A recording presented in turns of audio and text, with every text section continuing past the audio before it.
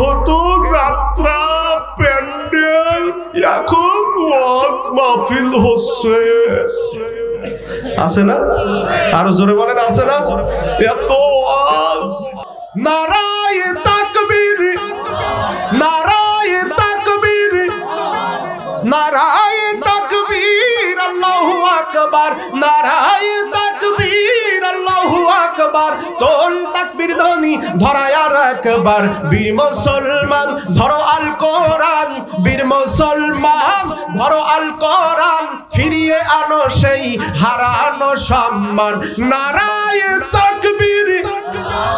যে ঈমানের বলে হয়ে বলিয়ান শাসন করেছিলে তামাম জাহান, যে ঈমানের বলে হয়ে বলিয়ান শাসন করেছিলে তামাম জাহান, সত্যের সেই তলোয়ার নাওরে তুলে আবার, সত্যের সেই তলোয়ার নাওরে তুলে আবার, তোল বিজয় ধ্বনি ধরায় আর একবার, বীর মুসলমান ধরো আল কোরআন, বীর মুসলমান ধরো আল কোরআন, ফিরায়ে আনো সেই হারানো সম্মান।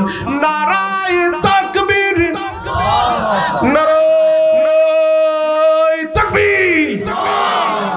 আমার ভাইরা সম্মানিত হাজির, ওরা এবার ভিডিও তৈরি করেছে আর ওদের জনগণের কাছে খবর দিচ্ছে, যাও এই ভবিষ্যতে 30 থেকে 50 বছরের ভিতরে, 50 সালের ভিতরে এই উপমহাদেশের জমিনে নতুন করে মুসলিম খেলাফতের সূত্রপাত হতে পারে।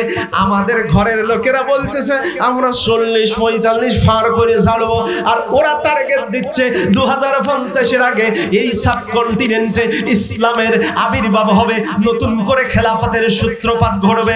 সেই খেলাফতের সূত্রপাতের সেই খেলাফতের সূত্রপাতের ভূমিকা যখন আমেরিকার সাদা চামড়াওয়ালারা তাদের হাতে খেলাফত দিয়া আফগানের মুজাহিদ হুজুরদের হাতে ক্ষমতা দিয়ে তারা চলে গেছে, ওই দিন প্রমাণিত হয়েছে ওটাই শুরু হয়েছে চূড়ান্ত বাস্তবতা হিসাবে এই উপমহাদেশে আমরা ইসলামপন্থী যারা আমরাও স্বপ্ন দেখতেছি, বেঁচে থাকি আর না থাকি 2040-এর পরে 45-এর পরে এই বাংলার জমিনে আল্লাহর কোরআনের খেলাফতের পতাকা উড্ডীন হবেই হবে, হবেই হবে। জোরে বলেন ইনশাআল্লাহ। নারায়ে তাকবীর। আমার ভাইরা এটা যখন বুঝতে পেরেছে তখন ওরা জোর করে বাবরি মসজিদ ওদের মন্দিরই ছিল বলে ওরা দখল করা শুরু করেছে।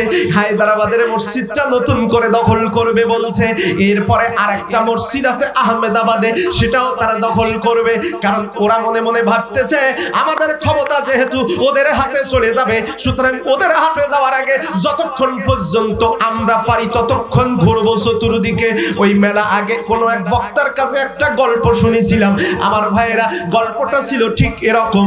বলতেছে একজন গরিব লোক আল্লাহর কাছে দোয়া করে বলতেছে, আল্লাহ আমার তো টাকা নাই, পয়সা নেই, আমার তো কোনো ধন সম্পদ নেই, সংসার চালাইতে পারি না, তুমি এমন একটা উপায় আমারে দাও যাতে করে আমি বড় লোক হতে পারি। এখন এই বলে ঘুমায় গেছে, গল্পে তো গরু গাছে ওঠে।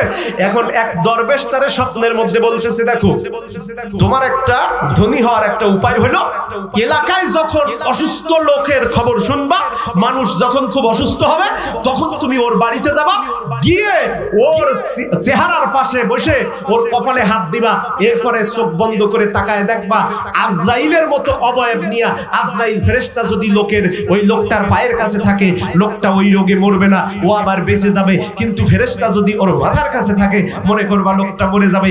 এইবার তুমি যখন ভবিষ্যৎবাণী দিবা, সবগুলো যখন সত্যি হবে, লোকে তো এমনিই তোমার টাকা পয়সা দিয়ে মাথায় তুলে নাচবে, অটোমেটিক বড় লোক হয়ে যাবা।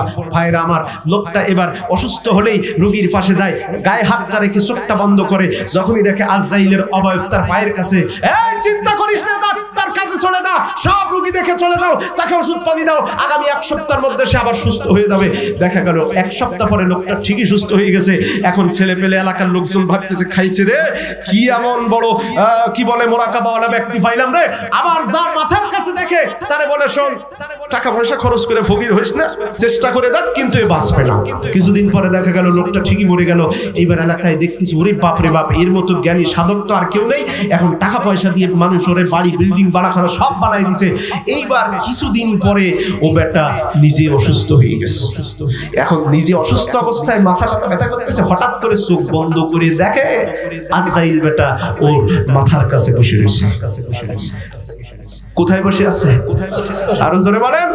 যখন দেখেছে আজরাইল মাথার কাছে, ও তাড়াতাড়ি ট্রিং করে হাঁটুর উপরে আর মতো উল্টাইয়া ওই দিকে গেছে, পা এই দিকে দেশে।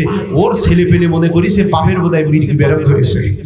ছেলে পেলে এসে এবার তাড়াতাড়ি কি বলে খাতা দিয়া কম্বল দিয়া বালিশ দিয়া যখন ঠাসাঠাসি শুরু করে দিয়েছে, কয় বাবারে ছেড়ে দে, ঘুরিয়ে ফিরিয়ে যতক্ষণ যায়, ঘুরিয়ে ফিরিয়ে যতক্ষণ যায়। সুতরাং এই শিক্ষা ব্যবস্থায় নাস্তিকবাদী শক্তি আমার মাদ্রাসার বইয়ে মূর্তির ছবি দিয়েছে, মূর্তির ছবি দিয়েছে। ওই রাম মন্দির বাবরি মসজিদের পরিবর্তে রাম মন্দির বানাচ্ছে, জুলুমকারীদের ক্ষমতা রাখছে। ওরা বুঝতেছে ঘুরে ঘুরে যতক্ষণ যায় শেষ পর্যন্ত আয়ু ঠিক থাকবে না, তোমাদের পতন হবেই হবে ইনশাআল্লাহ। সম্মানিত ভাইরা, শিক্ষা ব্যবস্থার যে করুণ পরিণতি, আমি সূরাতুল মুদাচ্ছির থেকে যে আয়াতে কারিমা তেলাওয়াত করেছি, এই ব্যাপারে এখানে কিছু কথা বর্তমান প্রাসঙ্গিক কিছু কথা আসবে।